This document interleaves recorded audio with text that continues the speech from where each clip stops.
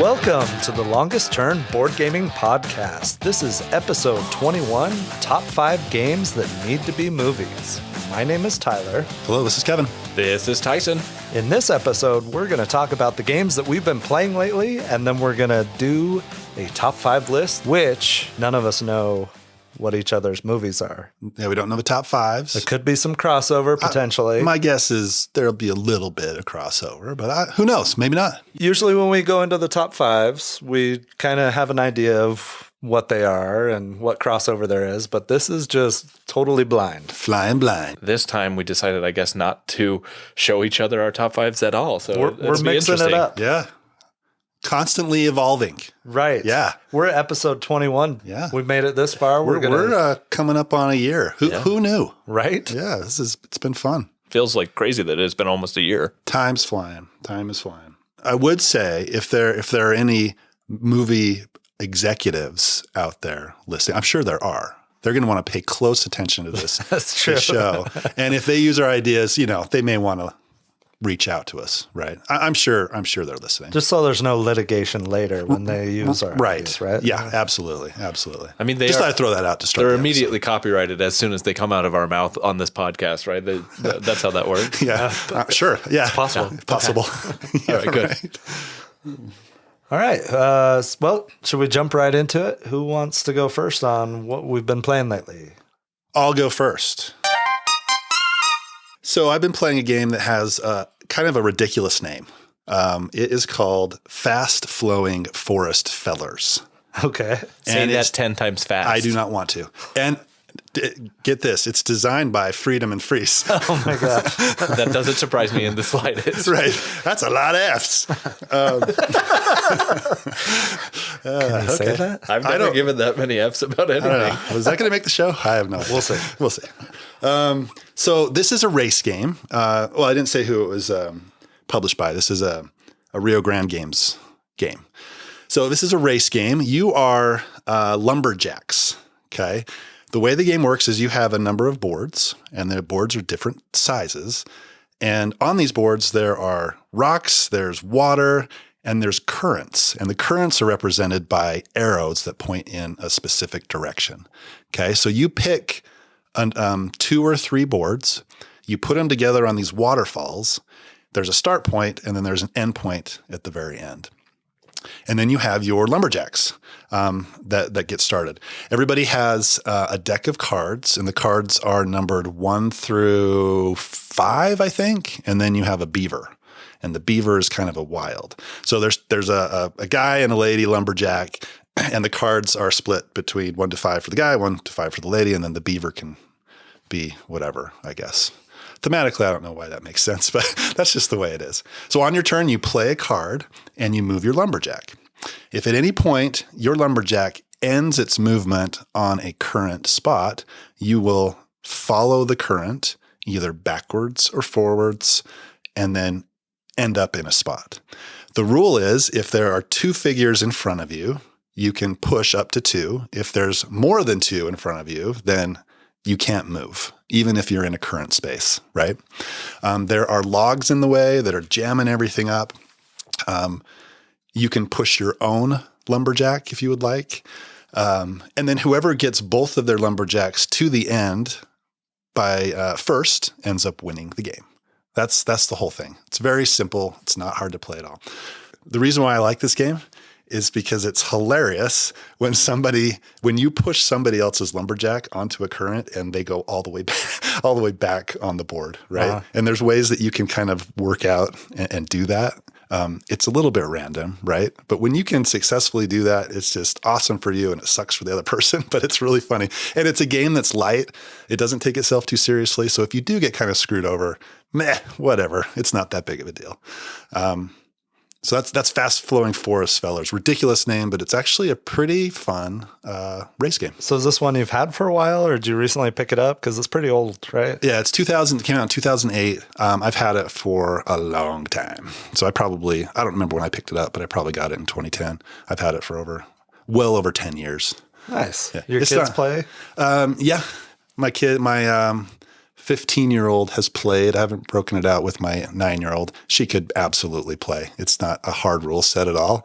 And I think she'd have a good time. So maybe we'll get her into a game pretty soon here.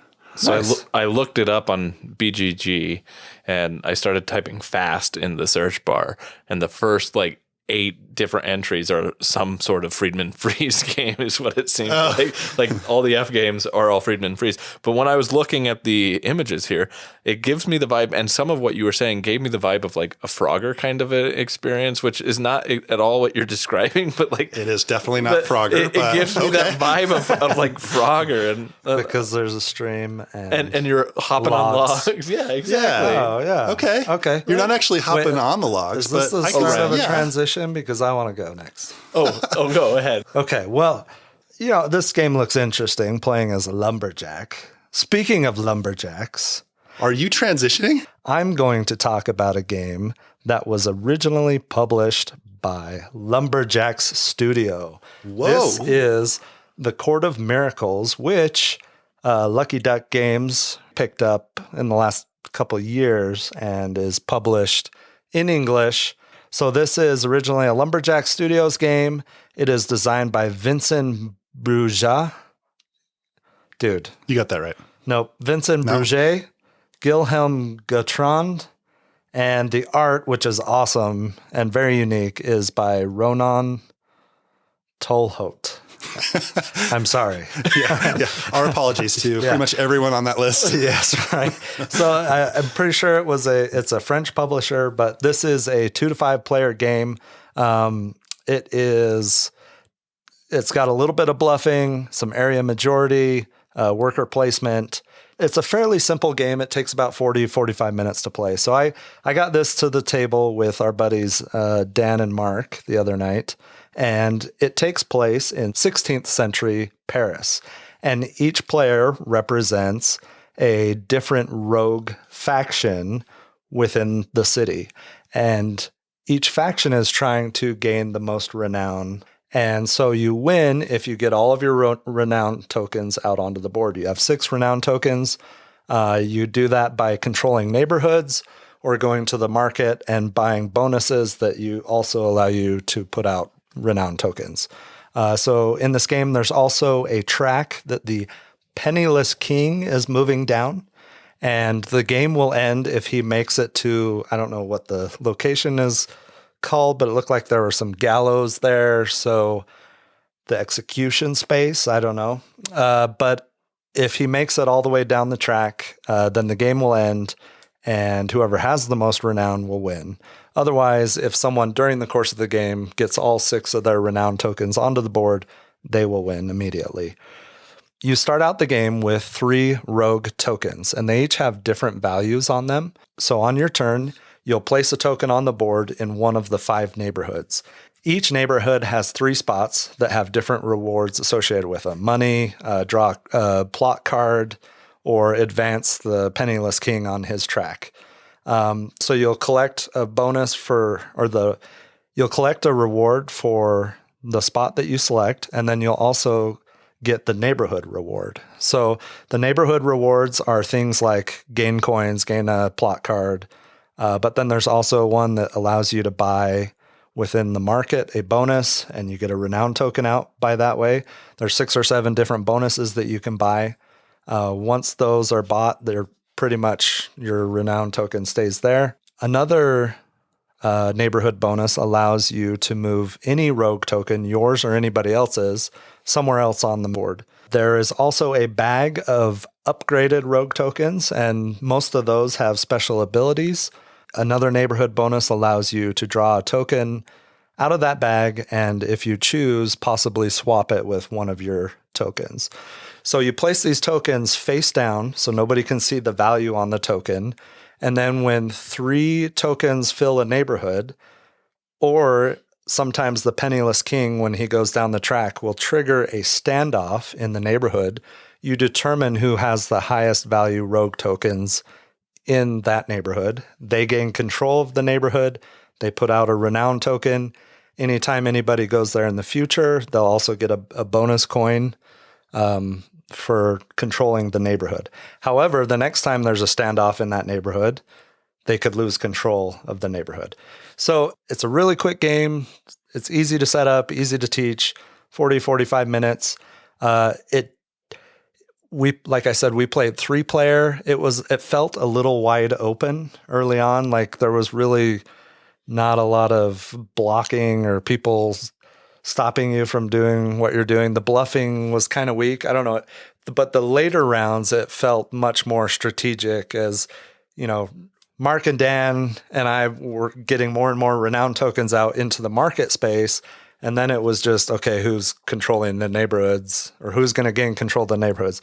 There were a few really cool moves. In one turn, Mark triggered 2 standoffs. I lost 2 neighborhood control, so I got back 2 renown tokens, and I was pretty much out of the game at that point. And it came back around to me, and I could see that Dan was going to win. So basically, instead of gaining my own renown, I had to do something to block him.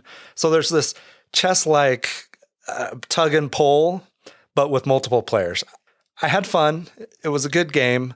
I think it would really shine at 4 and 5 players. I think each decision would be much more interesting. You're just trying to outmaneuver everybody else, trying to gain control of the neighborhoods, get enough coin that you can buy stuff in the market and get renown out that way. Once somebody gets 3 or 4 renown out in the market, like the game's going to end pretty soon because it's pretty easy to take over control of a neighborhood or neighborhoods to get more renown tokens. There's also plot cards that you can optionally play 1 per turn that reward you during standoffs or trigger a standoff or do some ability. So the art is beautiful. I'm looking at it now. It looks really nice. Yeah, I really like that. The board is kind of cut out around the buildings. So it's not just a rectangle or square board, like it's shaped around the towers of the buildings and the landscape of the city, which is really cool. It's really pretty.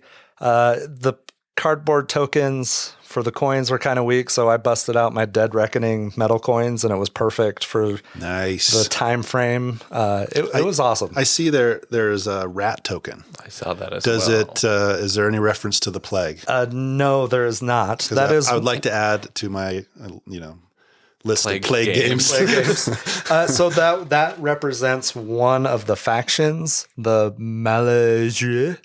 That sounds right. I'm pretty sure that's right. That checks out. Malégieux. Je ne parle pas français.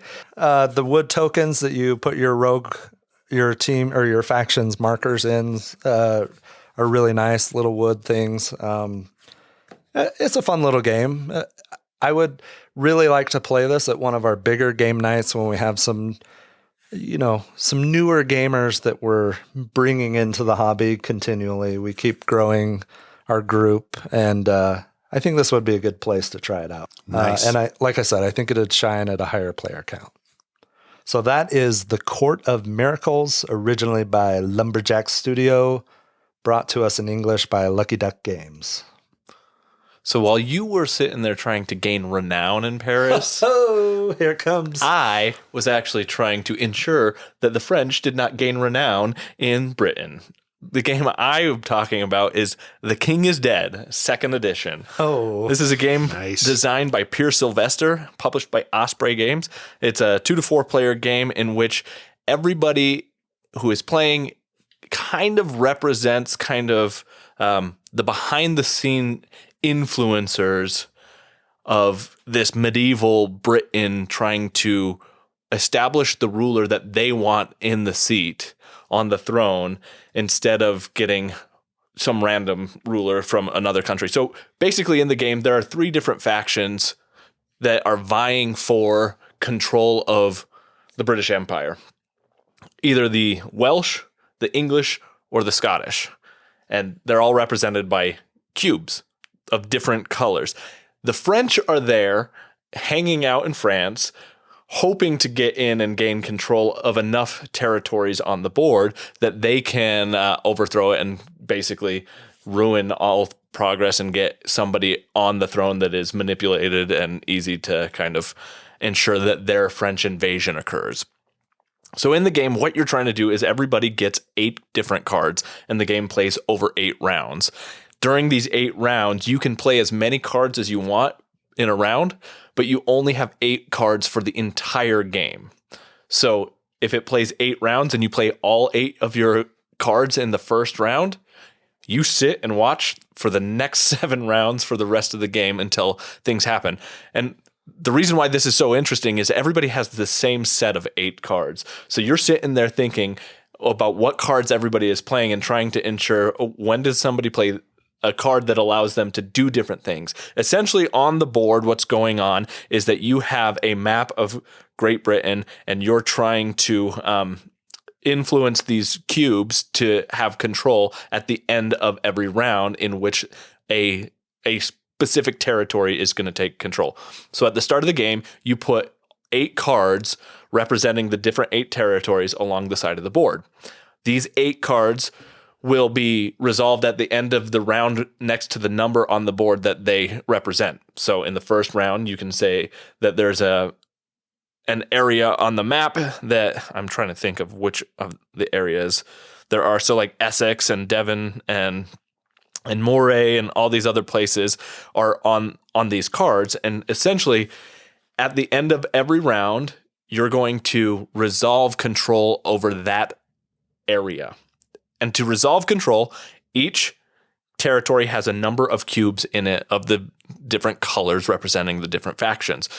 The color that has the most cubes in that area at the end of the round will gain control of that area. At the end of the game, the faction that has the most discs is going to be the faction that is essentially becomes the king. But the interesting thing is that everybody starts with a number of cubes in front of them, 2 cubes each, and they're randomly put in front of you. So you have an idea of who you're trying to manipulate and influence so that you get control over that. That's public knowledge. Everybody can see what you're doing. And you're trying to sit there and manipulate how cubes are being pushed and moved around it. This is essentially a cube pusher. You can think of like Hansa Teutonica yeah, type of a experience where you're sitting there putting these cubes on the board and then you play a card so that they move to a different spot, but then somebody else can play a different card that will move them somewhere else, and you're trying to ensure that at the end of the round, the cubes are where you want them to be so that you get influence. So one of the things that I forgot to mention is on your turn, if you play a card, you get to take a cube off the board, which makes this really interesting because when you take a cube off the board, it reduces the strength of the faction on the board itself, but it gives you more control over that faction. So you have this kind of balance of, do I want to remove a color, like a blue cube, for example, so that I can have 3 or 4 influence over that, but now reduce the amount of blue cubes that are on the board overall and make it harder for blue to essentially gain more control on the board. So you're trying to strike this balance between having these cubes and you're trying to ensure that the board stays in the state that you want it to be in. So at the end of the game, once everybody has played all of their cards, you determine who is the winner by checking out what color has the most control, and the player with the cubes that represent that color, the most of those cubes, is going to ultimately be the winner. It's a pretty quick game, plays in like 30, 45 minutes, and I think that you can essentially teach the game and play it in under an hour for the first time. And I had a lot of fun with this game. I thought there was a lot of really interesting intrigue.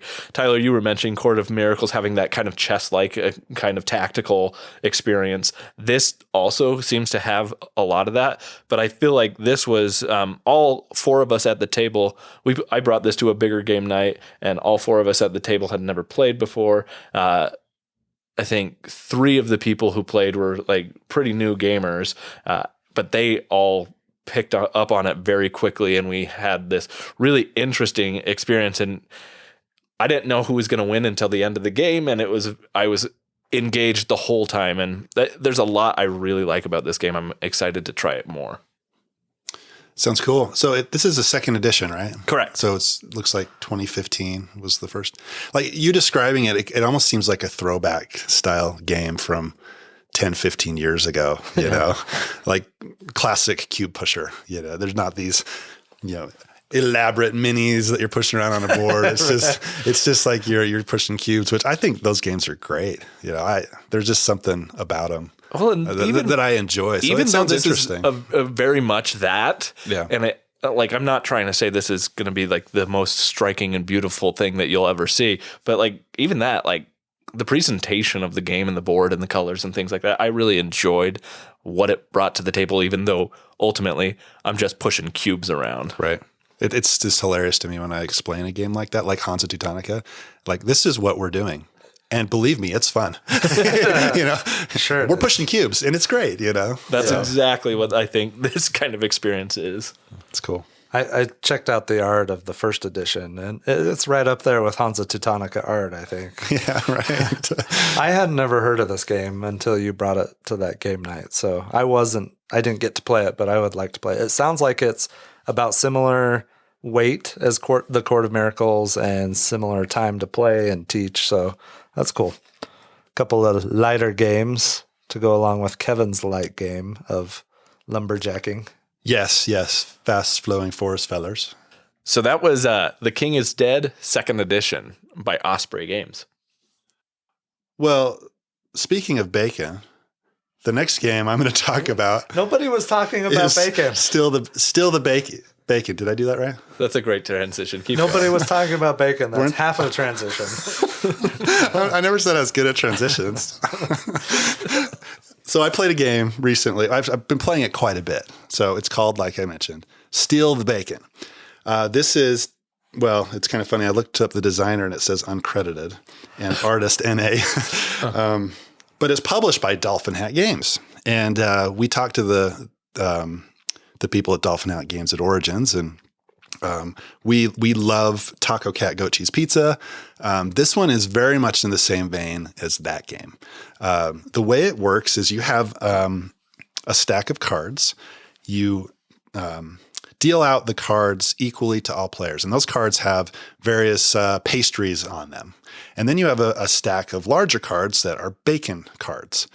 So if it's your turn, you flip over a card that's in front of you, and then it goes around the table. And if at any point 2 of the same card are showing, then you have to slap the center. You have to slap the bacon in the center. Whoever does that first gets the card.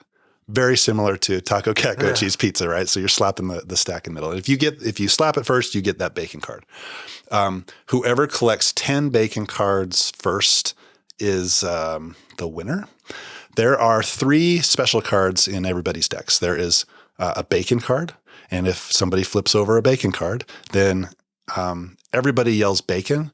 For some reason in my family, that's not in the rules, but everybody's like, bacon! And then you slap the bacon card and you get that card. There is a card that is called the clap, clap, flapjack. And if that comes up, you yell, well, I think you clap twice and you say clap, clap, flapjack, and you slap the bacon. If you do that first, then you get the card. There is a card that's awful waffle. If the awful waffle comes up, you, I think, cover your eyes and say awful waffle and then slap the bacon, and whoever slaps the bacon gets the bacon card. That's pretty much the entire game. This one is definitely in the rotation for my family. We will play Taco Cat Goat Cheese Pizza and Steal the Bacon, probably an equal amount at this point. Have you actually it's a lot of fun. Played this at breakfast while eating bacon? No, yeah. The grease would just really just mesh well. Well, you didn't sleeve it? No, this is not a non-sleeved game. Wow. How dare you? Well, I didn't sleeve Taco Cat. Did you sleeve Taco Cat Goat Cheese Pizza? You gotta be yoking me. Breakfast, but it's bacon. Are you done with Steal the Bacon? I think so. It's not, it's not a deep game. You're by really any, any means. Burning through these quick games that you're talking about. Well, yeah. I mean, not every game has to be a 3-hour affair. No, but you did. We recently went over Labor Day on a vacation, and when we go on vacation with the family, we play a lot of lighter games. Typically, we get some heavier ones in there every once in a while, but a lot of times it's the lighter fare. We can all play together. I like that. And this is a good one. So you said it was pastries and bacon that you're looking at? It's pastries that are. Let's look at some cards here. Or is it like waffles and like breakfast things? Or is it because when you said, it is. No, you're right. It is breakfast things. Okay, I was going to be excited because essentially we're in Colorado, and you could go to Voodoo Donuts and play this game then if it had been pastries because they've got the reason why I kind of maple bacon donut. I kind of got confused because there's a lot of whipped cream on the waffles, and so they look kind of pastry-ish, but it is the breakfast theme. So you're right. That egg joke was amazing, Tyler. It was. What do you guys think of Voodoo Donuts? I do not like it. It's a little overrated, right? For me, I went in Portland years ago, and it was like, meh. Less is more for donuts generally for me. I don't want like Milky Ways and Snickers and it's over like the top. All this kind of stuff on my donuts. Yeah. It's an experience though that like if you're in Portland or if you're in Denver, it's probably worth trying. The first night I was in Colorado, I actually went to Voodoo Donuts. The people I moved in with that I didn't know at all, I just moved in with a random group of people, and they decided, hey, let's go to Voodoo Donuts. And they took me to Colfax at 11, 12 o'clock at night to go to Voodoo Donuts. Did you get shot at? No, I didn't. So those who may not know. Did you get mugged? No, but I realized very quickly that this is probably not the place that I should be at this time of night. Little shady. Yeah. We went to a concert with some friends and we did the same thing. It was around 11 or 12 after the concert was over and went and got some donuts. And yeah, it's a little, it makes you a little nervous in that part of town for sure.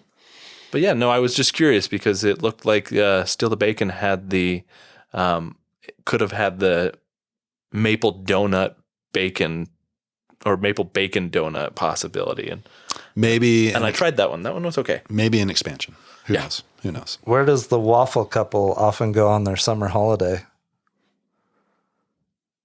I don't know where. San Diego. That's not good. It was better than I expected it was going to be, though. Ego was not something that I thought was going to come into play. So kudos to you reading that internet joke. Way to Google. I got to mix it up a little bit. Oh, yeah. Yeah, for sure. That was still Kevin's bacon. That was Steal the Bacon. Still the bacon. Not my bacon. All right. The bacon. Speaking of lumberjacks, they're lumberjacks, right? Your first transition was better. You can't use it a second time. You got to transition it from the last game we talked about. It's got to be bacon. Well, it's got to be bacon related. Him. Like mine. To go after him. Learn from my transition. Your transition was terrible. Speaking of cured meats. Oh, yeah. Speaking of lumberjacks. Nailed it. The other night when I played The Court of Miracles with Mark and Dan, I also got one of my all-time favorites to the table. This is Clans of Caledonia, which came out in 2017, and it's designed by Juma Al-Juju and published by Karma Games. And this game is amazing. We play it all the time on BGA, but there's just something about getting it out on the table. Even though it has a very small table presence. Getting your magnifying glass out so you can see all the pieces. Yep. It comes in a very small, tight, and compact box. We've talked about it a couple times on this podcast in some top 5 episodes. This game is one of my absolute favorites. It's up there in the top 3, if not my favorite game of all time. It is often compared to Gaia Project and Terra Mystica for some valid reasons. If you had told me, hey, here's 3 games that are pretty similar, one's a space theme, one's fantasy theme, and one's clans in Scotland, this would have been my third choice, just purely based off theme. But I love this game. It's better than those 2 games. Basically, over the course of the game, you are adding workers, lumberjacks or woodcutters, miners to the board. You're purchasing sheep and cattle, which you take them off your board and put them on the player board. You can also do cheese dairies, distilleries, fields, and bakeries. So those are all the different types of units that you can build. and you deploy them to the board. And each round, at the end of the round, you will collect resources, both money from your workers that are deployed, but also goods from those different types of buildings that you have deployed. And all those resources allow you to try and fulfill contracts. So there's end of round scoring based off of a unique condition each round. There's also end game scoring that's based off of how many contracts you've completed. There's some multipliers there based off of the types of goods on your contracts or the rewards on them. You also can get a bonus for having the largest connected settlement on the map, because when you're adding buildings or building new settlements or buildings on the map, you have to do it adjacent within whatever your shipping range is. So you also have your own clan. So in this last game, I was clan steward. Anytime I purchased goods or sold goods in the market, I would gain an extra coin. I started out with extra merchants, which you're limited each round. Your transactions in the market are limited to the number of merchants you have. I also started out with a shipping bonus. There are a bunch of different clans that you can play with and gain different bonuses from each one. One of the things that I do love about the game is the market. So as you buy goods, it drives up the price. And as you sell goods, it'll drive down the price of that good. So if I have a lot of whiskey, I can sell it one round and drive down the price. And then if I need it to fulfill a contract in the next round, I can buy it back. There's no high-speed trading. We found that out about a year into playing this. Dan told us that, and I was a little crushed at first, but it did not ruin this game. This game is amazing. High-speed trading, meaning you buy and sell on the same turn. You buy and sell the same good in the same round, right? Right. So basically, you could buy high or buy low and then sell high to eke out $1. And you are, of course, still limited by your merchants. So I feel like it's a good house rule.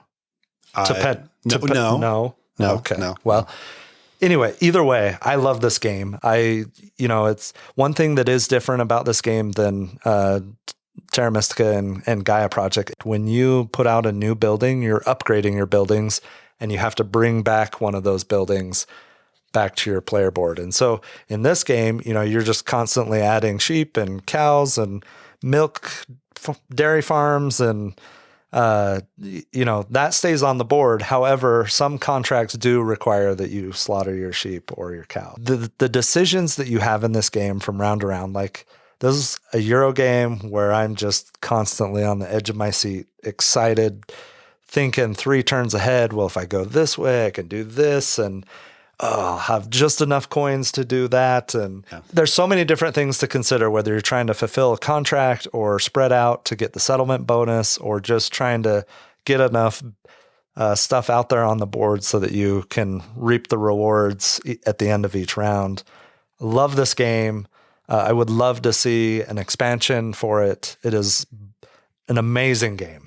The other night when we played, I had a settlement I had everything off my board except for 3 things, and everything was connected. I had a settlement size of 19, which is by far the most I've ever had. Dan had one that was 16. It was just an incredible game. It was so good to get it to the table. I love this game. Tyson, you need to play this game. And I'm not just talking about your on BGA where you're just clicking through it. That's all I've played. We should get the tiny game to the table. And play it. Yeah. So you mentioned it. Money is so tight in this game, right? Yeah. And when you work out where it works out perfectly and you spend all your money and you get exactly what you want, it's just awesome that you can do that. On the other side, there's been so many times where I'm $1 short, and you can't quite do what you want to do. You're like, it gets crappy. I can't buy this contract, or I can't do this. Right. But when you get it to work out and get your kind of engine going, it's awesome. Oh, it's so fun. And I love that. And you really, to be successful at this game, you have to use your clan's powers and abilities, to the more efficiently than other players. And if you can do that and it works out, it's great. I love it. Even the games where I know I'm not going to win based on how it's going, I'm still just totally like, how can I max this out? What can I do? It's still fun to try and just put together an awesome round of turns, and you're always thinking ahead of which path can I go down. Yeah. Sometimes you have more money than everybody else, and you take like 4 or 5 turns after everybody's I love done. that. That's my favorite. Right. And I try to be quick about it, but part of me wants to be like, oh, I'm going to take as much time as I want. I don't know. Right. Yeah. The meta within the game. It's a good one. It's one that I really want to get played on the table. As you said, Tyler, I've only played it on BGA, and I think I would really like it. I haven't fully grasped it on BGA, and I haven't spent the time to really fully invest in learning it as well as I should. So it's one I want to have on the table. And every time I see this game, like whether it's on social media posts or if I see pictures of you playing it, Tyler, or like I've seen it at Big Game Night a couple of times, its presence, even though it's small, like physically, I think that like it has this appeal to it with all the colors of the wooden pieces and all over the board, and it's got this visual draw to it. Yeah, it's beautiful. I love it. I love the art. I think it's just cool. My soul gets happy when this is out on the table, and it's a perfect excuse to listen to the Braveheart soundtrack. So, speaking of lumberjacks, my next game is a game called Photosynthesis, in which you're chopping trees down. Oh, that's terrible. That is the whole game. How does the forest feel about this? Really great. It's the life cycle of a tree. So Photosynthesis is a game designed by Hjalmar Huck and is published by Blue Orange Games. This came out in 2017, so I've had it since it came out. And when I did, this was one of the few games that my wife will actually play with me, and she actually really enjoys this one.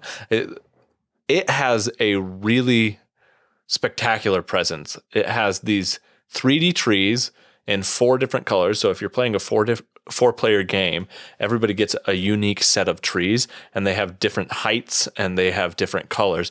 And so once everybody is going through the game, this board can look really, really pretty. But essentially what you're doing in this game is you're going through the life cycle of a tree and creating and gaining points by basically making the most efficient tree life cycle.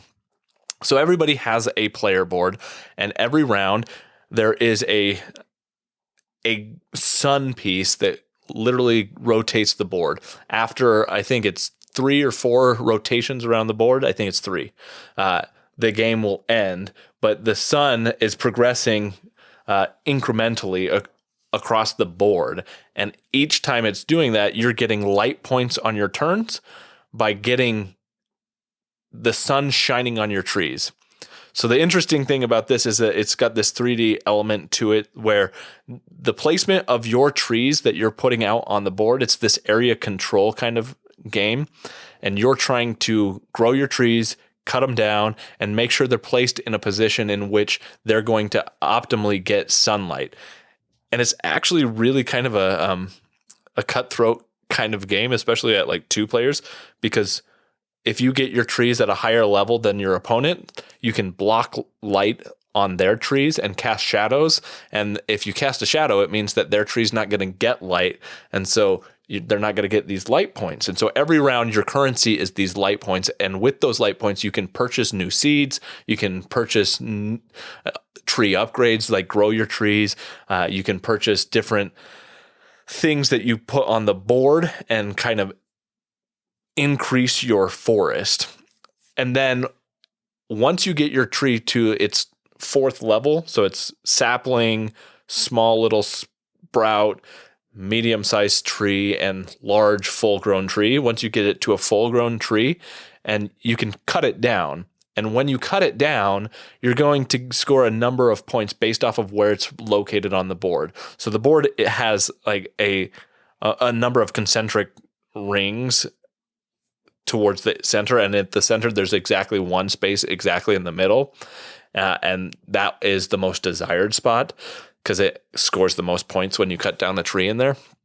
And so when you cut down these trees, you get to take a scoring disc, and this scoring disc is going to have a number from, like, usually it's like I think 20, 21 is the highest number, all the way down to like 10 or something like that. And so you're drawing discs, and that the amount of points you're earning for each tree you cut down decreases every time somebody scores a tree. So you're trying to score your trees first before anybody else to get the most possible points. And at the end of the game, whoever has the most points wins.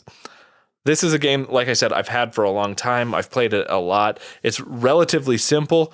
It's really a quick game that has this really beautiful physical presence. And every time I play, it's got some interesting, like chess-like strategic play experiences. Nice. I saw this game recently at REI. Oh, what? As weird as that is. Really? Yeah, I blew a tire on my mountain bike. I'm like, I got to go get a new tire. And I looked down on the shelf, and there was Photosynthesis. Did they have Wingspan too? They did not have Wingspan. They had like Trekking the National Parks or something like that. Well, yeah, I mean, thematically, yeah, it makes sense. You know, an outdoorsy themed it's game. Interesting where games pop up Right. in places, right? Yeah, it really is. No, this game looks beautiful. Yeah, it's pretty. I have a game called Bosk. Yep. You guys heard of this one? Yes. Another tree game that has the 3D pieces that looks, really pretty as well. But I've never played Photosynthesis. It looks great. It's one I want to try out. And I've never played Bosk because I own Photosynthesis, and I saw Bosk and I was like, it came out, I believe, after Photosynthesis. Yeah, and I was like, did. oh, that's just like a Photosynthesis light or like a knockoff of Photosynthesis. So I'll just keep Photosynthesis. But it's one that, it looks beautiful. It'd be one I'd be interested in trying. And have you ever taken the tree from Everdell and played with it in Photosynthesis? That would be a ginormous tree. It would cover the entire board. Oh, okay. And you Could be still wouldn't fun. able You to could see house the rule fruit. something, right? Yeah. If you right? chopped that one down, it would be worth a lot of points, but I think a lot of critters would be upset with that. Yeah. So I think that wraps up the games we've been playing lately. And like Tyler said, he's come up with a new story for Everdell and how it goes through. It creates this thematic experience that creates potentially a movie-like experience. I think that leads On the perfectly, fly. Wow. On the fly. Bravo. perfectly into our discussion topic, which is... Do you pay someone to write your transitions? Yeah. Not you. That's... Me? Yeah, it's Kevin. Speaking of bacon. Yeah, what the heck was that? That was the smoothest transition we've had on this podcast. That was good. Yeah. Our top five, yeah. We wanted to do something a little different, this is a unique top five. It could be really good or it could be terrible. Yeah, you may want to stop listening right now. So I don't know who wants to go first. I don't want to go first. Our top five is games that need to be movies, right? And I think we all define this however we wanted, but I think generally speaking, we're coming down to games that have this experience that we think a picture in our head that you could make a movie out of this game. And we're not talking about softballs like Nemesis. Oh, hey, let's do an alien game out of Nemesis. Wait a minute, right? that's on my list. Just kidding. No, so we tried to avoid some obviously IP games and potentially, I don't know. At least I did. Yeah, I didn't put something like Lost Ruins of Arnak on my list because it was... I thought for sure Kevin was going to do it. It was going to be... I guess we'll see. Oh. Yeah, to me that seemed like, that's clearly an Indiana Jones movie. I tried to do movies that didn't actually exist, or at least I could find a different take. And if someone did, that's okay. It's not a big deal. They'll just be mocked a little bit. My family suggested Ink and Gold, and I was like, that feels a little bit like Indiana Jones, and I'm sure there's a possibility that someone might do that one deck building game, Lost Ruins of Arnak. Oh, the one that shall not be mentioned by name? Is that what you're trying to say? Well, no. I mean, it's a award-winning game. It's great. Yeah, we want to talk about games that should be movies, and we're not doing softballs. We're not doing IPs. Hopefully. I don't know. We'll see. Could be terrible. Could be great. Let's do it. Yeah, let's go. Listen to find out. So my number 5 of a game that should be a movie is Viticulture. So I chose Viticulture as my first one to go over because I thought, Well, first of all, it's really easy to cast who should be in Viticulture, because on those Papa and Mama's cards, it looks like on the Papa side, it looks like Tom Hiddleston, right? Yeah, Loki's in there. So I wanted to make a rom-com kind of a movie out of Viticulture, starring Tom Hiddleston, and he is a owner of one of these vineyards. And he sits there and creates and gives tours to all sorts of different people. He's kind of a recluse that's really interested in his wine and making it. And I wanted this kind of rom-com experience where the main character, female, comes in and goes on this tour with him, and Tom Hiddleston. It's this back and forth, almost like they just hit it off right away. Yeah, right? they kind of. Yeah. Well, no, because a rom-com, you start with they don't like each other, right? That's so I true. wanted to. He's this like pretentious, annoying wine sommelier expert kind of a guy, snobby. Kind of snobby, and she breaks through his hard exterior, and they both end up together. That I feel like with the Tuscany hills, there's a lot that you could create, and I think it could create this really interesting kind of rom-com experience out of Viticulture. Plus Viticulture, there's a lot of like the art's beautiful in it, and I think you could pull from a lot of art direction from it. And I feel like there's a lot of good scenery and good option for it that you could make a good movie out of that one. Would there be any explosions? No, this is not that kind of a rom-com. This is a light drama rom-com. Nice. Yeah. Okay. Yeah. That the sounds bar good. has been set. I know. I mean, there was a lot of plot there. It could be just downhill from here. I also thought it could have been, you could have gone a Romeo and Juliet type of a way with this, where you have two rival vineyards and the Capulet Montague kind of a vibe going on. Did you look at my notes a little bit? No, I don't know. Wow. Please tell me that you also chose the same thing and did the exact same plot. No, I didn't. That would be amazing. That would mean it would need to be made. For those who don't know, Viticulture is a game designed and published by Jamie Stegmaier, Stonemaier Games. And in it, it's a worker placement game where you're trying to go through and develop the best vineyard and create the most wines, fulfill contracts and send out orders and do different things. There is a mama and a papa of each vineyard create your design. And essentially what I was thinking is at the end of this movie, they come together to form their own vineyard, and they're the mama and the papa of the vineyard that you've created at the end of this rom-com movie. So I like Viticulture as a game. I don't think it's my favorite Stonemaier game, but I felt like it was a good potential movie type of a game that you could get something out of that. Yeah, with some beautiful scenery. Yeah. I actually considered it, but I left it off my list. I did not consider it, but it is a good choice. I like it. So that's my number 5, Viticulture. Okay, so my number 5 is Dungeon Lords. Dungeon Lords. Yeah. Cool. So this one is designed by Vlada Chvátil. So he is probably most well known for Codenames and the many different variations of Codenames out there. Dungeon Lords has been around for a while. It's produced by CGE. So in Dungeon Lords, you take the perspective of the Dungeon Lord, and you are trying to keep those pesky heroes out of the dungeon that you have worked so hard to build with your imps and your different monsters, right? So the way the game plays, just to give you a little flavor of it, is you're the Dungeon Lord, you're setting traps, you're hiring monsters, you're building rooms, and these heroes will come into your dungeon. And based on how you build these traps and how you build the rooms and what monsters you're recruiting is how successful you will be to get rid of these pesky heroes from your dungeon. I think that's just an awesome theme and would make just an amazing movie, right? I don't think there's been any movie that's taken the perspective of the monsters, right, that I can think of, and have the heroes come through and try and take it away. You look like maybe you're thinking of something, Tyson. What you're describing to me makes me think of, you could make a mockumentary kind of a film out of this, where it's like The Office style, or like What We Do in the Shadows kind of a thing, where you're going around and having like these hilarious experiences of of the mundane life of a monster kind of a thing. Right. That would be awesome.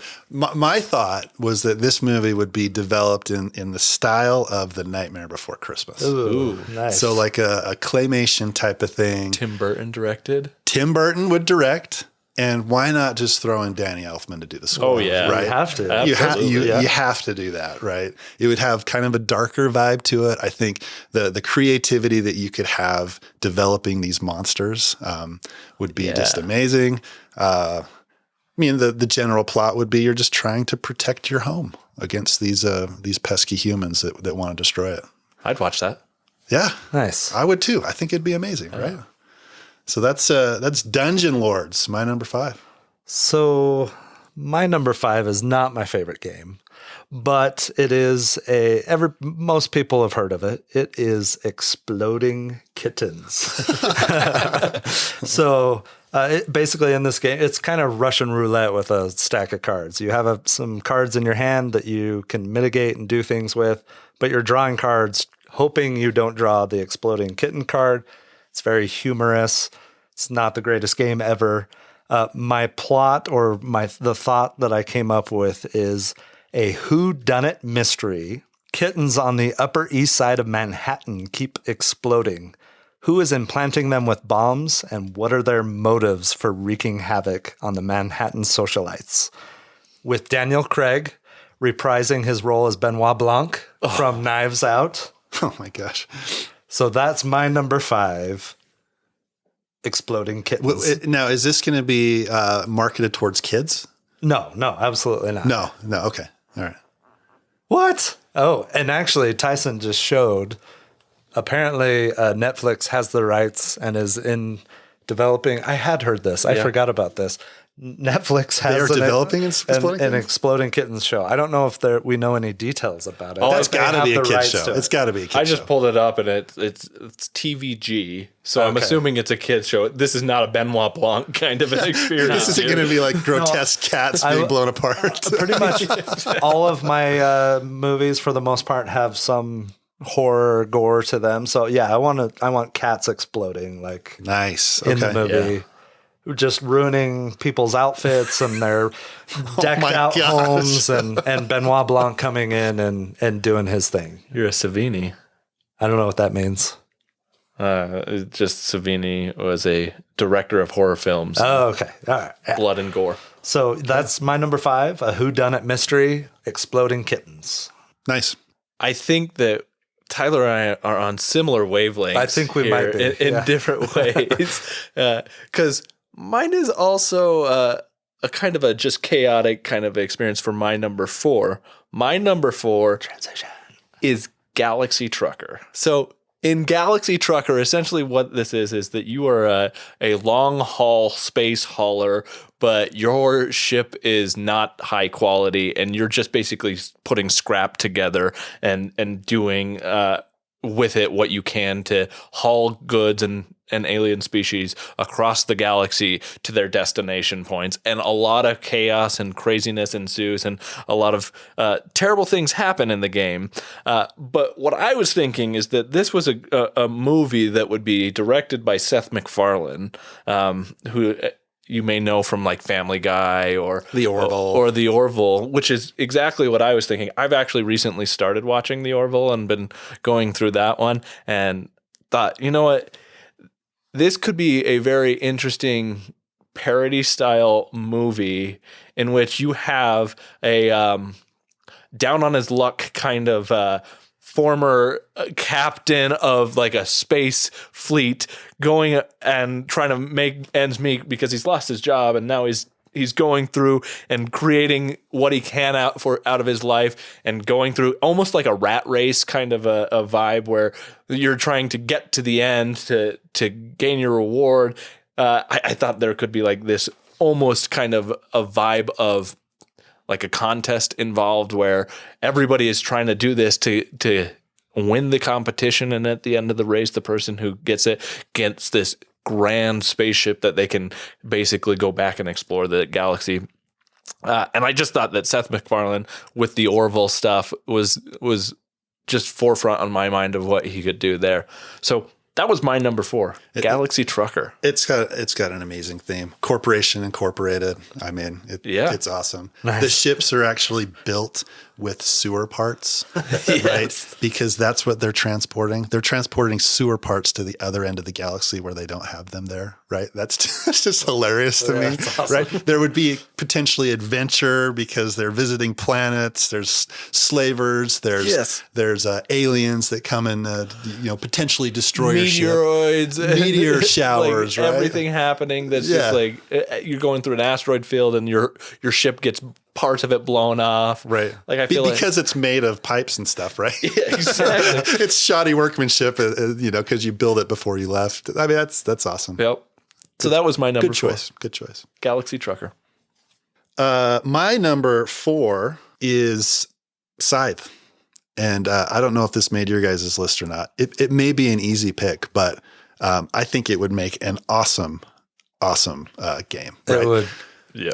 So it did make an awesome game. I think you're saying it would make an awesome movie. It would make an awesome movie. It is obviously an awesome game. I think we all love Scythe, right? It would make an awesome movie. So for those that don't know the setting behind Scythe, it's set in an alternate 1920s universe, right? It's after what they call the Great War, and there are different factions in the land that are trying to basically gain power and get the most money. There's this mysterious factory that's in the middle that was kind of the city-state for the war that was pumping out mechs and stuff like that.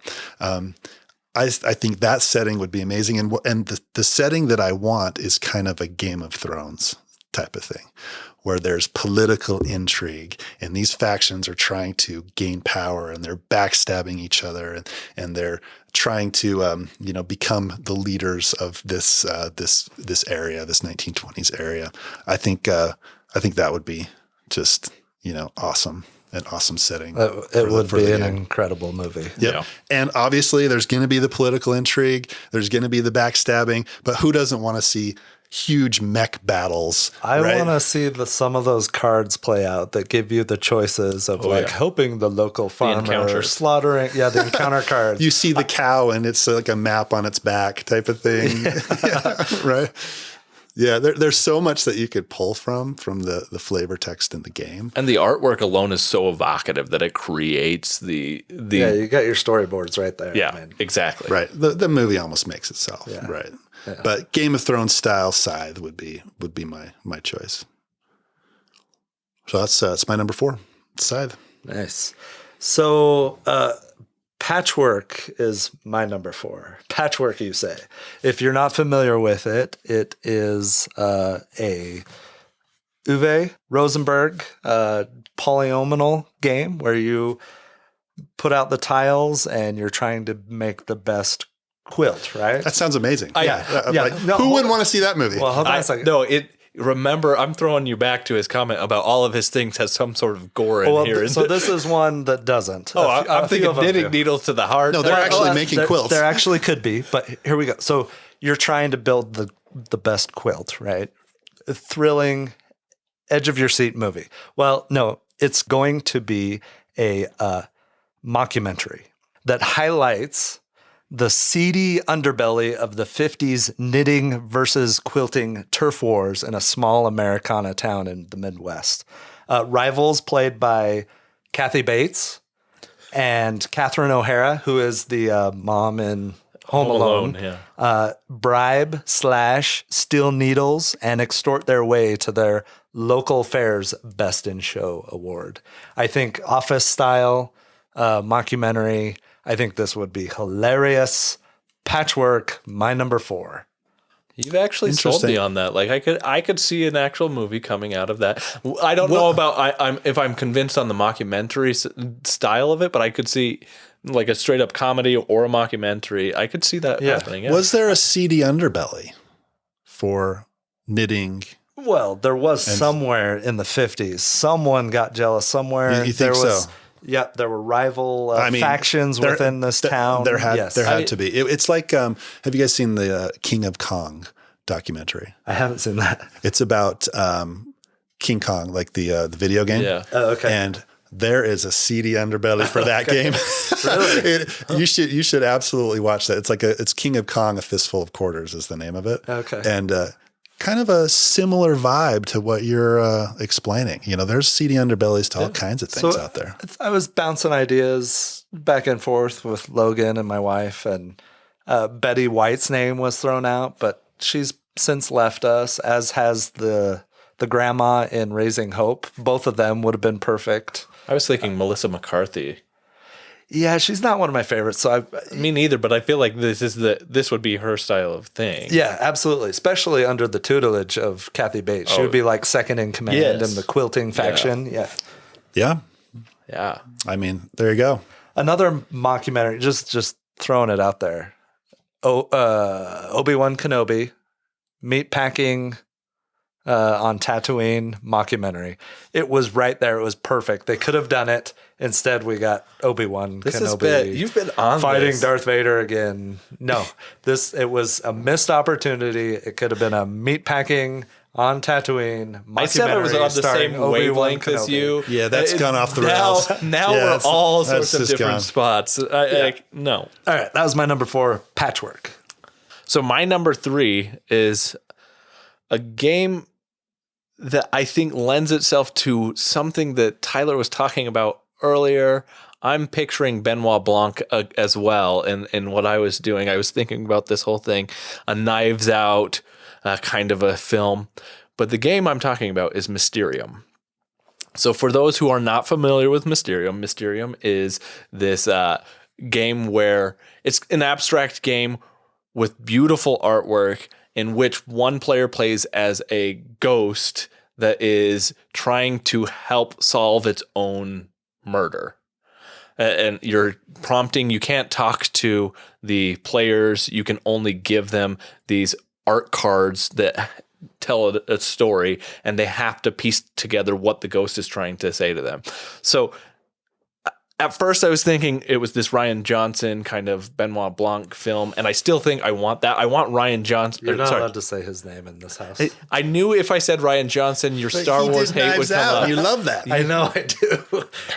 Okay, keep going. Yeah, if he does, I would want Rian Johnson to direct this, not necessarily Star Wars. We're not talking about sci-fi. We're talking about this murder mystery style movie in which Rian Johnson is doing it, but kind of at a Clue-esque Tim Curry kind of a vibe where you get this house full of characters, or Murder on the Orient Express, that type of a movie where everybody gets together, somebody dies in the house, and then their ghost is part of this group. And at first they all think they're being haunted and they're freaking out and what is going on. But then they realize that it's the ghost that was killed, and that ghost is trying to help solve its own murder. And you go through this kind of Clue style movie of who is it, who done it. And then at the end you have that resolution, and the ghost gets to go to the other side and complete its journey and is resolved. But I really like Mysterium as a game for like the art and everything it does. So again, I think it sets itself to have this really evocative and beautiful style, which is why I was thinking Rian Johnson Knives Out, because I think the cinematography in that movie is phenomenal. And so I would love to see more of that style of cinematography with a Mysterium game kind of movie setting. Interesting. Nice. Okay. My number 3 is Galaxy Trucker. Do you have a different plot? It was a similar plot. It would be a comedy. Obviously a comedy, right? I've suspected that you also picked Galaxy Trucker when Tyson said it. Well, yeah, because like I mentioned before, when we were talking about it before, there's adventure, going to different planets. There's so much that you could put into this. It's obviously it'll be a comedy. It'll be kind of a tongue-in-cheek thing. I also, thought about it would make fun of, traditional tropes of other movies. I thought about that as well. I don't know who would be in it. Chris Pratt, maybe. Who knows? But it could be, there's just so much you could do with it. I don't know. We talked about it already, but that's my That's my number 3, Galaxy Trucker. It's kind of funny that we picked the same one. Yeah. Awesome. So my number 3 is a crossover movie. Santa Cookie Elf, Santa Candy Snowman, which is the Christmas version of the game that Kevin mentioned earlier, Taco Cat Goat Cheese Pizza, right? Yep. Flipping cards, and then it's a race to slap them, right? So that's my first part of my crossover. The second part of the crossover is Cthulhu Death May Die, which we are going to talk about at length in our next episode. It is a cooperative, amazing game that takes place in the Lovecraft mythos of Cthulhu. Awesome game. So I wrote this plot down, and I did use also the phrase down on his luck, but here we go. I'm just going to read it. Owen Wilson is Randy, a down on his luck divorcee trying to find his daughter the perfect Christmas gift. Chaos ensues as cultists dressed as Santa's helpers turn the mall's J.C. Penney into a ritual site. Randy must thwart the ritual by stealing the candy, cookies, snowman, and sacrificial elf from the evil clutches of the cultists.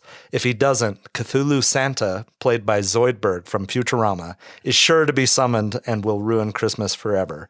Owen Wilson's trademark wows will abound in this Christmas cult classic. Wow. So there you go. I got crossover, a little bit of cheating, Santa Cookie Elf, Candy Snowman with Cthulhu Death May Die. That's my number 3. Nothing? I'm processing. I mean, wow. Okay. You really, did you submit these already to film executives? No. We, my wife and I started talking, and the ideas started flowing, and we were having fun with it last night. This is like a holiday Krampus style film. That's exactly what Yep. Because a Cthulhu Death May Die movie would be amazing. And it would. There are so many cool things that you could do with that, but yeah, I was thinking in the vein of Krampus. Nice. And there's been some Lovecraftian stuff that's been done out there, but that sounds good. Yeah. The crossover. I think it'll work. Okay. Yeah. Yeah, cool. All right. I'll call him. Yeah. Well, I thought you already had. Oh. You should, for sure. So far, I'd watch any of these, I think. I think so. Yeah. Well, so my next one, my number 2, is a game that is near and dear to my heart. Sidereal Confluence? Not Sidereal Confluence. Is it we're going to guess. First-person shooter game? It's not Adrenaline. Tainted Grail. I've never played Tainted Grail. Oh my gosh. How many more guesses do we get? Well, I was going to say it like 5 times ago, but okay. My number 2 is Anachrony. Yeah. Anachrony is a game in which there's...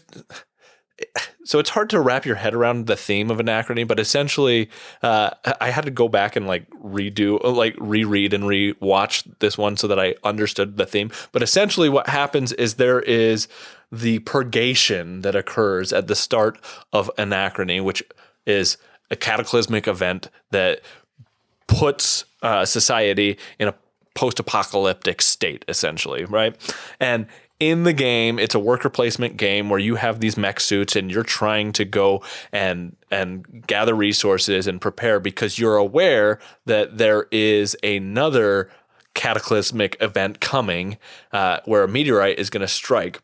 And essentially, what you learn is that meteorite is containing this element called neutronium, which is a time-traveling element. And that same meteor strike that is about to happen is the same one that happened to cause the apocalypse. So mind blown. It's this mind warping thing. It's this endless loop. Right. And Anachrony is a game that we reviewed back in episode 7. So you can go hear our full thoughts on that if you'd like and in detail.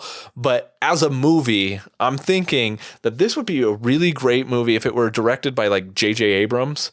He's one of my favorite directors, and he directed Fringe, which is a TV show that has a lot of parallel universe and time travel type of stuff in it. The guy that played Denethor in it. Yes, it has what is his name? John something. It has Denethor in it, and I love him as an actor, and I think that J.J. Abrams had a great job at writing this. I would like him to write a script that is basically that. And instead, though, I want to see some like political factions where you have these 4 different factions in Anachrony where they're all vying for who gets to control the world after the apocalypse. And I would love to see some like political intrigue kind of stuff going on where you have this manipulation and this deception and death and backstabbing and all that stuff. And I could see, like you mentioned earlier, Kevin, Chris Pratt, and I was thinking Tomorrow War, like somewhere in that vibe where they know something is going to come out and that something is happening and they're preparing for it. But you also have to compete against not only the impending apocalypse that is happening, but the warring factions and the deception and manipulation between these factions. I think that Anachrony, it's one of my favorite games. I think it could make a great movie. It's sci-fi bank loans rethemed, right? Yes. The gameplay, essentially. Yeah, I mean, the time travel is essentially taking a loan, but cooler. But way cooler. But spoiler alert for episode 7, we love that game. Oh, it's amazing. It could be my number 1 game of all time still. Yeah. It's amazing. Yeah, I love the thought of time travel and the whole a future cataclysmic event that caused the past cataclysmic event, and you're in that time frame in between those two things. And because the time rifts have opened up, you can see into the future and know that it's going to happen again. It's like mind blown. Yeah, my brain hurts. And when I thought about this game a little bit, and I think, Christopher Nolan would be amazing. He was another one that I had thought would be do it justice with like Tenet and Inception. I thought of Inception and the way that he did that. It's like if he could do this movie and get the time travel right. Have you seen Tenet? I have not seen Tenet yet. Oh, that's Inception with time travel. Oh, I watched like a 20-minute preview of it before another movie. I started watching that one. Yeah. But I think he would do awesome. Isn't that the worst, though, when you like go to see a movie and you see a preview and it's like, can I just watch that instead of what we're here to watch? Yeah, it was like the auditorium when they're in the auditorium. That's the only part of the movie that I've seen. And there's a lot of gunfire. That's the first scene, which is really good. That's what I saw that as a preview. And I did that. I had that experience, Tyler, where I went and I think I was seeing... might have been Morbius. I don't know. It was not something that I remember caring about. And they showed Top Gun at the start of it, like an extended. And I was like, I would much rather be watching Top Gun now. So yeah. Another thing I thought, the exosuits. Yeah. Like if you get the exosuits right. Oh yeah. The sounds of them. Yeah, you can do so many lighting. You can just do so many cool things, and being in the exosuits and going out into the wasteland. Oh, absolutely. The nomads. You could do all kinds of stuff with the nomads because that's part of the game. You're trading with the nomads. The scarcity of water. Like there's all kinds of stuff you could do with Anachrony. I agree. It's a good one. That's why it was my number 2. My number 2 is a game that I discovered recently that is skyrocketed up in the ranks for me, and that is Aeon's End. Nice. This game just sets up perfectly for a movie. I think the only request that I would have is the concept art. I hope is a little bit better than the actual art in the game. That's little nitpick about the game is I just think the art's a little bit goofy. And we talked about that. We did a feature review of this one not too long ago. I don't remember what episode it is, but we all liked it. I think Tyson, you missed out on that one. I did not get to try this one. Yep. Aeon's End. So the way it plays, it's a cooperative game. You are survivors of a long ago invasion, and you have taken refuge in a forgotten underground city called Gravehold. There are these breaches that have opened up, and there is what's called the Nameless that has come through these breaches, and they're trying to destroy Gravehold. The survivors have learned how to harness these gems, and the gems allow them to manipulate these breaches where they can fight back. And the people that do this are called breach mages. Just awesome. They're casting spells. There's these terrible monsters that are coming through and trying to destroy Gravehold. That whole concept to me is just fascinating, and I think a lot could be done with that, exploring that whole concept. So Aeon's End is, I think, ready to be made into a movie. When you're talking about that, I almost picture in my mind the animated show The Dragon Prince on Netflix. And I could see something in the vein. I know you would probably not go for the animated version, right? I mean, I'm not opposed to animated shows, but I haven't gotten into, Clone Wars and other animated shows. So that's what I was thinking of. This one is it's perfect for a movie. Yeah. Again, this is another one that my family suggested, and I was like, nope, there's no way, because I'm pretty sure Kevin's going to do that one. See, I love this game, and just the theme comes out, I think, pretty strong in the game.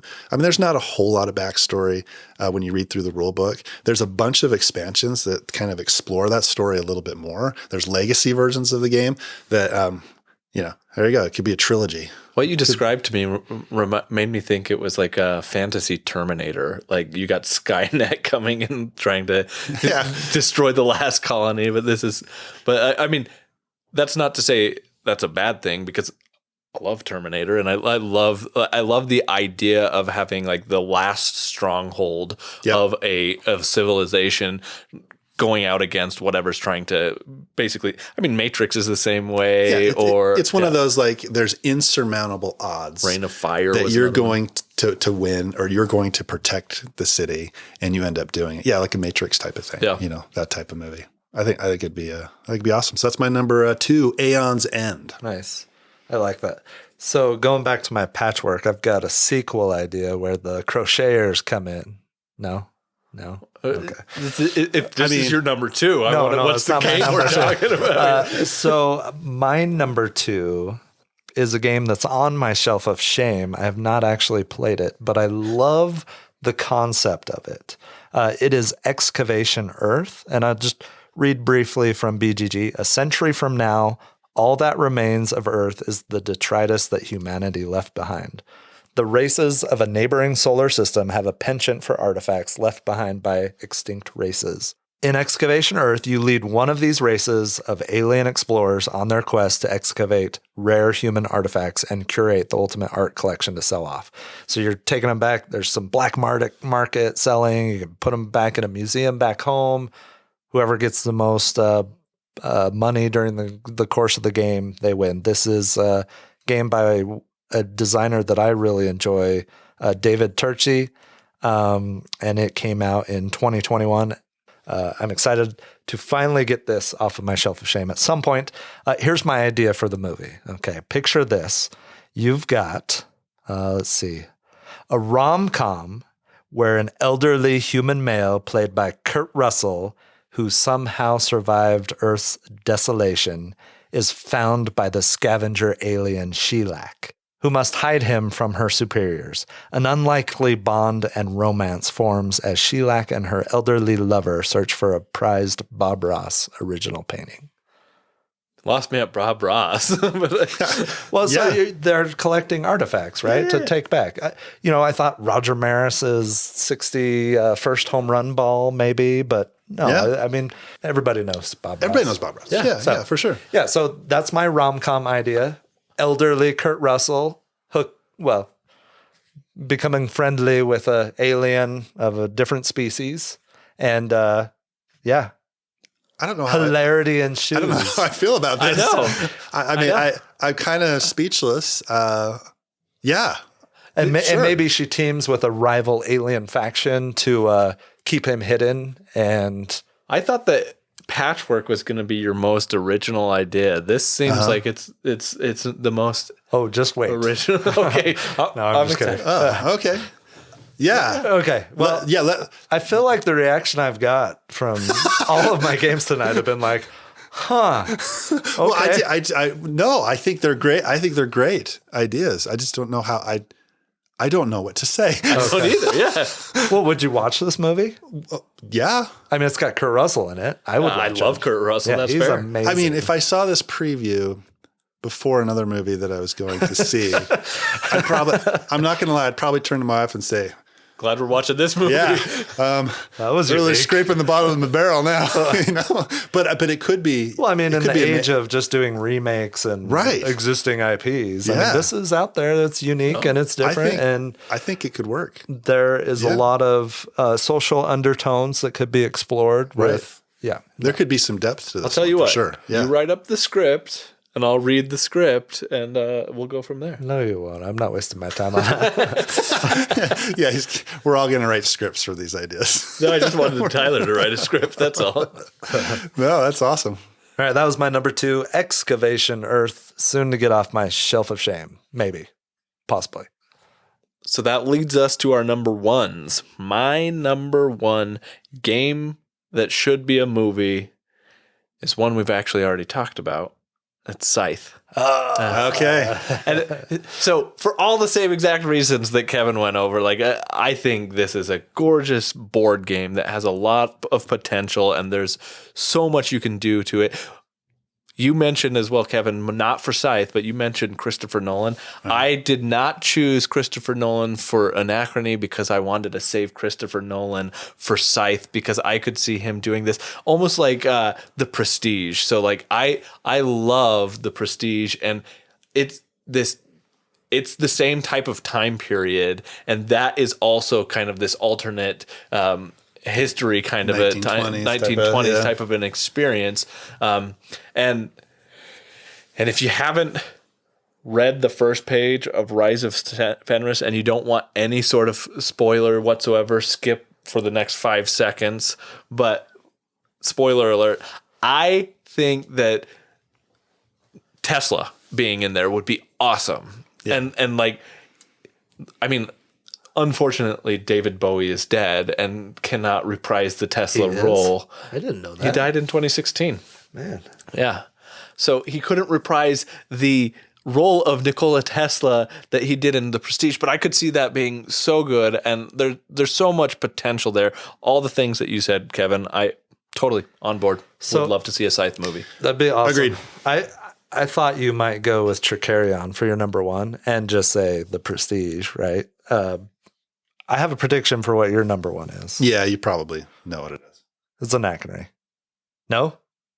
It is Anachrony. It is absolutely Anachrony. And it's hilarious to me that we have 3 crossovers, Tyson. Yeah. And the one that surprises me most is Galaxy Trucker. I'm like, right? How did that happen? That would have been like if someone would have come up with Patchwork. Right. With me. Yeah. That's part of really random. So no, it is Anachrony. I had stuff to say when Tyson brought it up as your number, was it 2 or 3? 2, number 2. For all the reasons we already talked about, I just think the time travel would be incredible. The story is amazing. It's an original story. We've gone over it quite a bit already. Anachrony would be my number 1 game to make into a movie, and Christopher Nolan should direct it, in my opinion. I mean, I would not be upset with that whatsoever. Yeah. I think that would be awesome. Yeah. It would be. So for my number 1, can I go? I want to make a prediction of your number 1. Is it Lord of the Rings Risk? No. Journeys to Middle Earth. No, I've had my Lord of the Rings fill lately. So my number 1, I'm actually going to tell you the plot, and then maybe you can guess what the game is. All right. If you didn't see my rule book, I didn't see it. Side. Okay, here we go. A campy, dark comedy where death row inmates are promised under the guise of freedom and wealth that if they travel through the portal to an unknown land of magic and monsters for the purpose of claiming a foothold on the land for the government, little do they know their wardens plan to use their bodies to construct dwellings if they survive the horror I thought that you awaits. would do this. I thought you Dwellings of Eldervale. Yeah. I thought you would do this one. Yeah. So I mean, death row inmates, they survive. They kill them off and make houses out of their body parts. Out of the Kind of terrifying. you got some dark movies, but I mean, Dwellings of Eldervale. It's a beautiful game. It is. Who is it from? It's from Luke Laurie and Breaking Games. And in this game, you play a mystical faction or humans or elves or whatever, and there's this magical land that you go to try and settle and try to inhabit this land. And there's spells, there's monsters that roam that are huge, and you can gain control of them. You're placing guys on the board. You have a dragon, you have a wizard, a warrior, simple workers, and your workers are limited. But at a certain point, you have to turn them into settlements. And amazing mechanic, you put a little roof on the meeple and turns them into a settlement. Oh, Mark loves that. Mark loves it. I love it too, but for real. I think it's awesome. It's a very clever way of limiting your worker as a resource. And it's less a mechanic and more a gimmick, but that doesn't make it a bad thing. It's like a house hat, basically. It is a house hat. Yeah. Which I hadn't seen really in any other games. I'm sure there are other very games unique, that do. Great Western Trail just started putting hats on their Oh, maples. no. I didn't buy the new version of that. So anyway, Dwellings of Eldervale, I think this, it's got monsters, it's got magic, it's got death row inmates who, it's a dark comedy. They're going to be slaughtered and they're going to be made into dwellings. Nice. Lampshades out of their skin. Until you said that, I was far more on board. You're getting into the territory of I'm speechless again. Yeah, so. I was way more excited about this than Kurt Russell. Kurt Russell rom-com with an alien? That was awesome. I don't think I want to see skin lampshades, No. but no, I like it though. I think it's good. Well, we got into a serial killer discussion last night when we were talking about games, and so you went down a whole certain path. I did. Well, There is a theme to your games for sure. Yeah. so that was my number one, Dwellings of Eldervale. Nice. Very nice. So I think we should throw it out there. Like, if you listen to this podcast, which 5 movies do you want to see the most? Kevin's or basically Tyson's, because there's so much overlap. There's three with overlapping, but slight variations. There's some difference. I had differences Viticulture there. and Mysterium. Or my Dungeon 5 movies. Dungeon Lords And Aeon's Aeon's End. on. and yeah. Aeon's End. Or, so should we recap what we did? Let's do it. So number 5, Dungeon Lords, Nightmare Before Christmas style. Scythe, kind of political intrigue, Game of Thrones style for that one. Number 3, Galaxy Trucker, obviously a comedy. We're going to do number 2, Aeon's End, amazing sci-fi monsters, breach mages. And then the number 1, Anachrony, Christopher Nolan, doing time travel. That's a tough list to beat. I mean, you're the lead horse. Oh, Tyson. So my list is the Viticulture rom-com with Tom Hiddleston. And Jake Gyllenhaal? It's... No. Oh, yeah. Okay. Sorry. So my list starts with number 5, Viticulture as a rom-com starring Tom Hiddleston and doing that kind of maybe that Romeo Juliet, Montague Capulet kind of a vibe where you've got these 2 competing vineyards. And then I had Galaxy Trucker, directed by Seth MacFarlane, pretty much exactly what Kevin was saying, but I was thinking of the disenfranchised Starfleet captain that is now down on his luck, going out and building his ship and making his way in the galaxy. Then you've got Mysterium, directed by Rian Johnson in the style of Clue, where you've got the dead ghost murder mystery, whodunit, trying to figure out who killed them and that experience.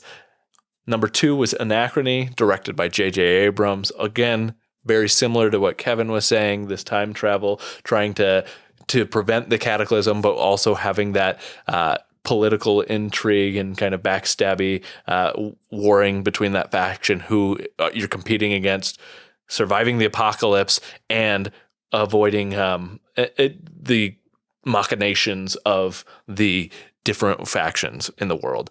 And then finally, Scythe, as directed by Christopher Nolan, doing a kind of a prestige alternate history, focusing on the factory and having beautiful scenery, everything again that Kevin said. So we had a lot of overlap. Nice. So yeah, let us know who you like the most. My list, I had Exploding Kittens, mystery whodunit mystery with Benoit Blanc inspecting the Upper East Side of Manhattan and all those socialites in their high society. My number 4 was a Patchwork mockumentary starring Kathy Bates and Catherine O'Hara, rival quilting and what did I say? Knitting factions within a small town. Santa. My number 3 was a crossover between Santa Cookie Elf, Candy Snowman, and Cthulhu Death May Die. Owen Wilson. Wow. Again, down on his luck, divorcee, trying to impress his daughter, gets stuck at the mall. Cultists show up. He's got to steal that sacrificial elf and disrupt the ritual to prevent Cthulhu from ruining Christmas. Number 2, Excavation Earth. Rom-com, Kurt Russell, an alien, forbidden love, an unlikely bond. What can I say more? And number 1, Dwellings of Eldervale, inmates that are promised wealth and freedom if they survive this magical land of spells and monsters, only to find out their bodies are to be turned into dwellings when they die. So there's a lot of choices around there, and I would love to see what people think out of those. But I'd also be very curious if anybody has thought of this before for themselves and have great movie ideas from board games, because let's hear your ideas. Yeah, I'd love to. We're going to throw a poll up, and we're not talking about the best games. We're talking about the best movies. We're going to throw a poll up on our Discord, vote on it. Join our Discord if you're not already a member. But this is our top 5 games that need to be movies. Let's make this happen. Yeah. Yeah, anybody out there who has connections with Hollywood, just like I said or earlier. Kurt Russell, let Tyler know. Yeah. Right? I'm sure, like movie executives are listening, like I mentioned earlier. Call us. Yep. Let us know. Join our Discord. Thanks for listening to this episode of the Longest Turn Board Gaming Podcast. If you enjoyed this episode and you want more Longest Turn in your life, please check us out on Instagram. Also, be sure to check us out on Board Game Geek, where you can join our guild, Guild 3947, and check out our blog, where we post all our show notes and occasionally post more detailed reviews. If that's not enough for you, we have a Discord server. If you want to play a game with us on Board Game Arena, join our Board Game Arena group, The Longest Turn. Until next time, thanks for listening. Told Saints. Goodbye. See you later. Thanks for listening.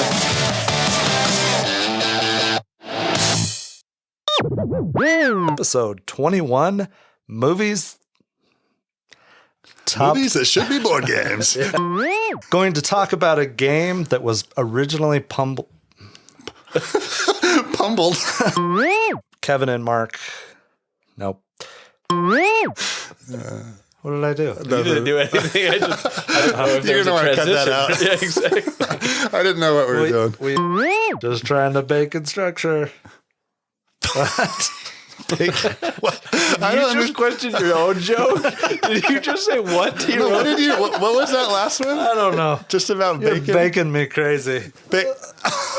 What is happening right now? I'm trying to think of a pun. I guess I'm just completely thrown off my game with those jokes. Yeah, I think Tyler was too, though. That was the thing. Going back to Tyson's game. Nope. Fast Freddy. Fast Flowing Forest Fellers by Freedom and Freeze. At Fremont High. Sure. I don't know what's happening. If you need pointers, I can help you out. But again, a transition is only as good as it allows you to transition, which that didn't. So my number 4 has already been done. So I'm going to move on to my number 3. I started, so we're on 3 now. So sorry, that was a mess up. Water break.